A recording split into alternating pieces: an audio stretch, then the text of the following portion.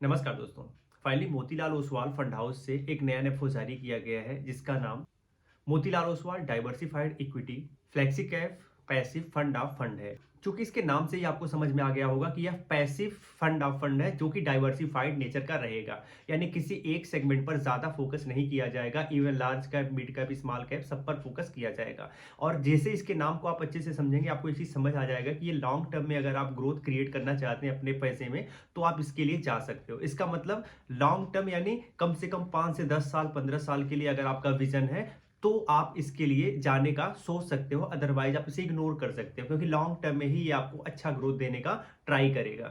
चूंकि ये passive nature का है तो इससे साफ साफ एक दो बातें पता चलती हैं। पहली चीज तो ये है कि इसमें आपके खर्चे कम होंगे, एक्सपेंस रेशियो बहुत ही कम आपको देना पड़ेगा, तो आपके कुछ पैसे बच जाएंगे। सेकंड फायदा ये होने वाला है कि फंड मैनेजर बहुत ज्यादा हस्तक्षेप नहीं करेगा, एक इंडेक्स या ईटीएफ को ये फॉलो करेगा और जैसा इंडेक्स या ईटीएफ रिटर्न देगा वैसा ही इसका रिटर्न कमोबेश आता रहता है। अब हो सकता है थोड़ा बहुत आपको डेविएशन देखने को मिल जाए, तो उसके पीछे रीजन होता है ट्रैकिंग एरर का और एक्सपेंस रेशियो का। तो एक्सपेंस रेशियो काटने के बाद और ट्रैकिंग एरर कितना ज्यादा आ रहा है उसी हिसाब से यहाँ रिटर्न डेविएट कर जाता है। ठीक है, तो ओवरऑल फिर भी हम कह सकते हैं कि फंड मैनेजर के बायस से ये बाहर रहता है, क्योंकि फंड मैनेजर चूंकि एक्टिव फंड में बहुत ज्यादा एफर्ट लगाता है रिटर्न जनरेट करने के लिए, तो कई बार ऐसा होता है कि उसका एफर्ट नेगेटिव इंपैक्ट डालता है और रिटर्न अपने बेंचमार्क से भी कम आने लगता है। तो इसके केस में ऐसा कुछ आपको देखने को नहीं मिलेगा। अगर आप अप्लाई करना चाहते हैं तो 2 जनवरी से एप्लीकेशन लिया जा रहा है, 15 जनवरी तक अप्लाई कर पाएंगे, तो अभी आपके पास 13 दिन के करीब है, तो आप इजीली इसे अप्लाई कर लीजिएगा इन पीरियड में। इसके बाद एनएफओ क्लोज हो जाएगा, तो इसके बाद जब एनएफओ क्लोज हो जाएगा तो आप अप्लाई नहीं कर पाएंगे कम से कम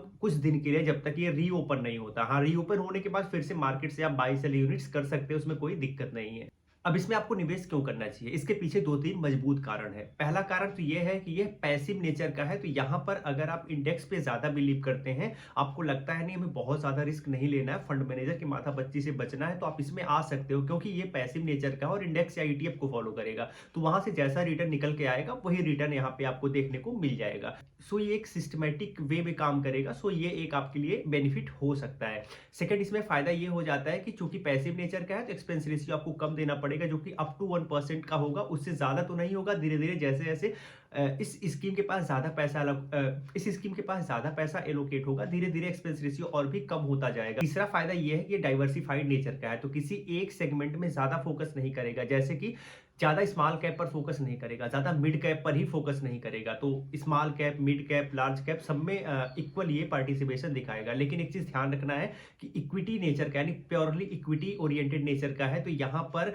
लगभग लगभग 90% से 100% तक का सेगमेंट इक्विटी में ही रखा जा सकता है। वो फंड मैनेजर के ऊपर डिपेंड करता है, या फिर हम कह सकते हैं कि जिस इंडेक्स या ईटीएफ को ये फॉलो करेगा उसके ऊपर डिपेंड करेगा। लेकिन अगर वो चाहे तो 10%, 0 से 10% के करीब अलग इंस्ट्रूमेंट में एलोकेट कर सकता है, या फिर अपने पास सेव करके भी रख सकता है। फ्यूचर में अगर उसे कुछ लगता है बेनिफिट दिखने वाला है तो वहां पे निवेश कर सकता है। तो फंड मैनेजर के ऊपर इस 10% का एलोकेशन है, बाकी 90% तो बिल्कुल बिल्कुल अपने बेंचमार्क के हिसाब से या फिर इंडेक्स या ईटीएफ हिसाब से चलता रहेगा। क्योंकि आपको एक चीज पता है कि मोतीलाल ओसवाल फंड हाउस बहुत ही नामी गिरामी फंड हाउस है, बहुत अच्छा खासा लोगों को रिटर्न जनरेट करके दिया, इवन बहुत एक्स्ट्राऑर्डिनरी रिटर्न जनरेट करके दिया है।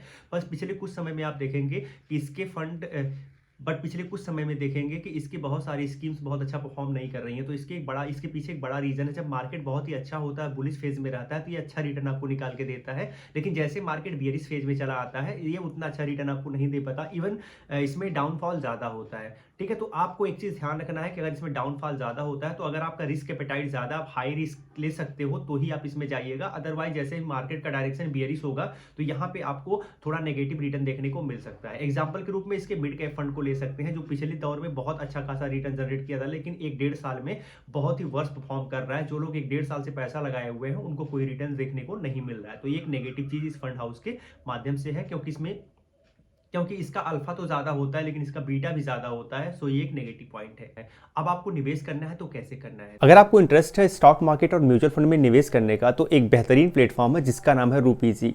बहुत ही ईजी है, बिल्कुल अपने नाम के हिसाब से। और इसमें आप म्यूचुअल फंड, स्टॉक मार्केट दोनों में एक साथ निवेश करना चाहें तो कर सकते हैं सिर्फ एक केवाईसी से। इसका इंटरफेस बहुत ईजी है, सेकंडों में आप बेहतरीन म्यूचुअल फंड सेलेक्ट कर सकते हैं और इजीली उसमें निवेश कर सकते हैं।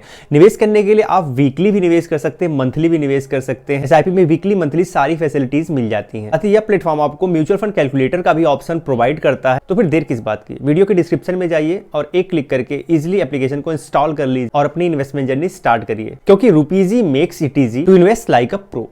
तो हमने बहुत सारी बातें कर ली, अब एक ओवरव्यू ले लेते हैं।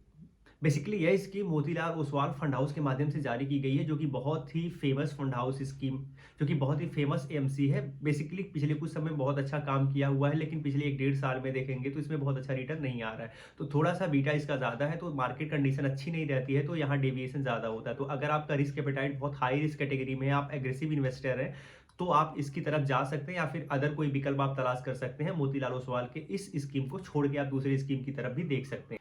अब यह स्कीम अगर आप इसमें निवेश करना चाहते हैं तो 5 साल से ज़्यादा का आपका ओपिनियन होना चाहिए कि भाई मुझे 5 से 10 साल 15 साल के लिए जाना है, निवेश करना है, तो आप इसके लिए जा सकते हो। अगर आपको चाहिए कि आपका एक्सपेंस रेशियो बहुत ही कम रहे, कम खर्चे में आप काम कर लो, फंड हाउस कम खर्चे में काम कर लो, पैसिव स्कीम आपको पसंद है, कुछ पैसिव स्कीम में ही हमें निवेश करना है, कुछ इस तरीके का थॉट प्रोसेस अगर आपका है तो ये स्कीम आपके लिए ठीक हो सकती है। बेसिकली आज की इस वीडियो में हमने इस एनएफओ के बारे में जो जरूरी चीजें सारी चीजें डिस्कस कर ली हैं। अगर आप इसमें निवेश करना चाहो तो वो भी हमने बता दिया कि किस तरीके से आप कर सकते हो। वीडियो के डिस्क्रिप्शन में आपको लिंक मिल जाएगी। हाँ, चलते चलते एक चीज बताना चाहूंगा, आप कोई भी डिसीजन लेने से पहले अपने फाइनेंशियल एडवाइजर से एक बार मिल बैठ के समझ लीजिएगा कि ये स्कीम आपके लिए कितनी अच्छी है, क्योंकि वो आपको स्केलिंग करके ज़्यादा बेटर बता पाएगा। बाकी यह एजुकेशनल वीडियो, आप इसे एजुकेशनल पर्पज से यूज कर सकते हैं। उम्मीद करता हूँ ये वीडियो आपको अच्छी लगी होगी। वीडियो अच्छी लगी हो लाइक एंड शेयर जरूर करिएगा। जय हिंद।